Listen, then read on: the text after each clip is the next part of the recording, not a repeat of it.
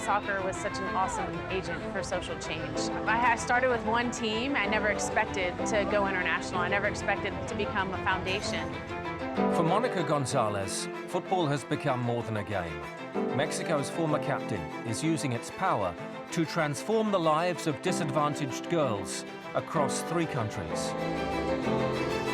Welcome to Gonzo Soccer, Medellín. Estamos en Aranjuez, just a hop and a skip away from Pablo Escobar's old neighborhood. Gonzo Soccer has been something that I've reacted to over time based on the need in different areas, and I've somehow ended up having 7 schools in Mexico, 5 schools in Colombia, and 2 schools in the United States. Así, mira. Pero así, directamente a su pie es más fácil, ¿no? La filosofía de Gonzo básicamente es... Gonzo's philosophy is basically to make sure the girls have a better quality of life through sport. Here in Medellín, it's very common for girls to get pregnant very young, without finishing school, or often they get involved with drugs and illegal gangs. There's a lot of talent in Medellín, but basically our aim is to try rescuing every girl coming from the tougher areas, so we can teach them that sport and studying are what will really make them better people and allow them to move forward. Public schools don't have soccer. In developing countries, they don't provide soccer equipment or PE equipment, so girls and boys aren't getting the opportunity to interact with one another. They're not developing socially, they're not developing the way they should, and girls aren't getting the opportunity to play on national teams, go play professional, leave the country, get college scholarships.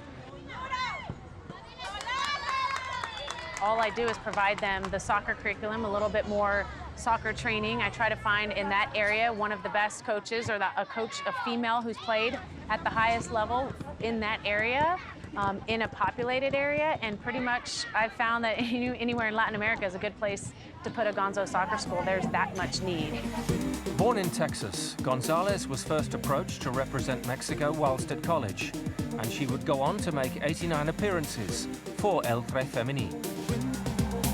I was at Notre Dame in college and got pulled in by my coach and asked if I wanted to go try out for the Mexican national team. And I had no idea what he was talking about because it didn't exist. So I went and tried out for 3 weeks, decided I didn't want to play, but flew home, got injured for 8 months, and during that time they qualified for the World Cup. So I came back from my ACL injury at 19 years old and had an opportunity to play in the World Cup. 2 months later, I did it and stayed, with the team, and then about 5 years later was taking the team so seriously, because the way that I see soccer growing right now in all of Latin America, I feel like in 10 years, all of the Latin American teams are going to be in the top 10 in the world. However, the challenges faced by those at her foundation mean that excellence on the pitch is far from the main focus. Last time I was here in Medellín, we had a girl pass out, and she didn't wake up, and we went to the hospital, and she was out till 2 o'clock in the morning, and they ended up saying that it was malnourishment. She basically used whatever money she had left to take the bus to go to practice, and hadn't eaten in 2 days. That's a problem that we have. We have girls in Mexico who come from situations of human trafficking, were rescued from situations of child prostitution by their own parents, and they come and they play soccer with us every week, and the other girls don't know, where the situation, but I think that's given them a little bit of normalcy because they don't know what a normal life is like. Through academic support, life skills and leadership, Gonzo Soccer is focused on developing every aspect of these girls' lives, with the beautiful game at its heart. I really enjoy playing, learning and communicating with my friends. Running and kicking the football, to me, is simply one of my biggest joys, and I really enjoy football. And I've learned many things with Mónica.